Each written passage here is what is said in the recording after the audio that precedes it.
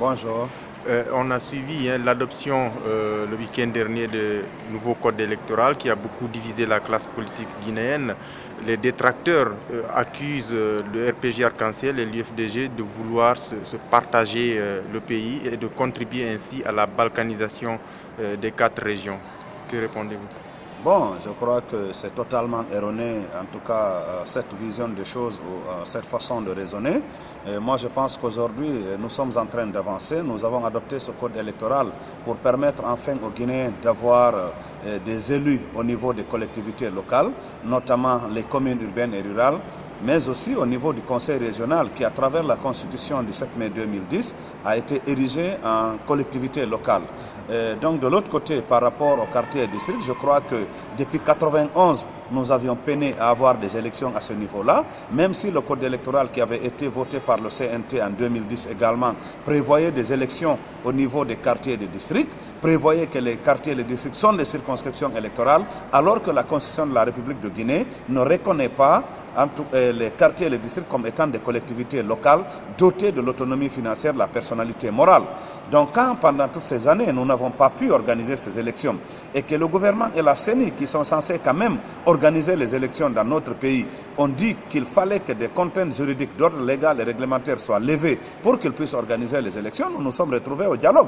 Parce que quand on ne peut pas appliquer une loi, on essaie de l'amender. C'est ce que nous avons fait. Et aujourd'hui, si vous étiez dans la salle pendant qu'on faisait le rapport de présentation pour le code électoral, nous avons expliqué de façon très claire que la Constitution n'a pas été violée. Parce qu'aujourd'hui, au niveau de ces quartiers de districts, qui ne sont pas des collectivités locales, mais qui sont des démembrements des communes urbaines et rurales, et qui, à leur tour aussi, ont d'autres démembrements qu'on appelle les secteurs, ce sont des nominations juridiquement encadrées qui vont se passer à ce niveau pour pallier à une insuffisance qui était là parce que c'est le gouvernement qui nommait le préfet, le gouverneur, le ministre de la République, nommait des quartiers, érigé des secteurs en 2 quartiers de façon totalement illégale. Mais aujourd'hui, on a trouvé une solution médiane pour que sur la base d'une certaine légitimité, sur la base d'un suffrage universel exprimé à l'occasion des élections communales, que la liste qui soit arrivée en tête, qu'elle soit une liste indépendante ou un parti politique, qu'elle puisse désigner le chef de quartier et que ce dernier soit nommé par le maire de la commune urbaine. Voilà ce que nous avons fait. Et quand on dit que le RPG et l'UFDG, la principale formation politique d'opposition, veulent se partager la Guinée et qu'ils veulent balkaniser le pays en défendant l'adoption de ce nouveau code, qu'est-ce que cela vous inspire? Non, moi je crois qu'aujourd'hui le débat est ailleurs. Vous avez suivi des gens qui se réclament d'une certaine région, des leaders aujourd'hui qui sont en train de devenir des leaders ethnicistes, des leaders qui défendent une région, qui sont en train de vouloir défendre la division de la Guinée, non pas la complémentarité de notre pays. Quand je suis par exemple le président de l'UFR, c'est tout à fait déplorable. Ils sont en train de défendre comme quoi cet accord-là désavantage la basse-côte. Alors qu'aujourd'hui, nous faisons les lois pour la République de Guinée. Nous ne faisons pas de lois pour une région. Nous ne sommes pas dans un État fédéral, une fois encore. Nous faisons des lois pour les citoyens guinéens.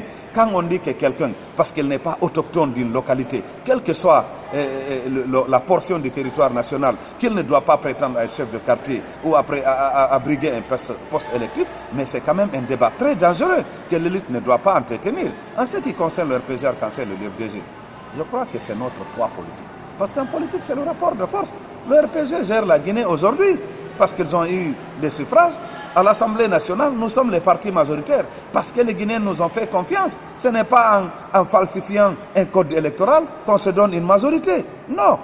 Demain, nous allons partir aux élections communales et vous savez que cela permettra aussi à notre pays de faire des économies parce que nous allons avoir une seule élection communale. Nous allons meubler tous les conseillers communaux, nous allons meubler tous les conseils régionaux et nous allons meubler tous les conseils de quartier et de district à travers un seul scrutin organisé dans 38 circonscriptions électorales. Je crois aujourd'hui, nous avons besoin de cela pour que le pays reprenne du souffle et qu'on se prépare pour les échéances nationales, les législatives et les présidentielles. Merci. Merci beaucoup.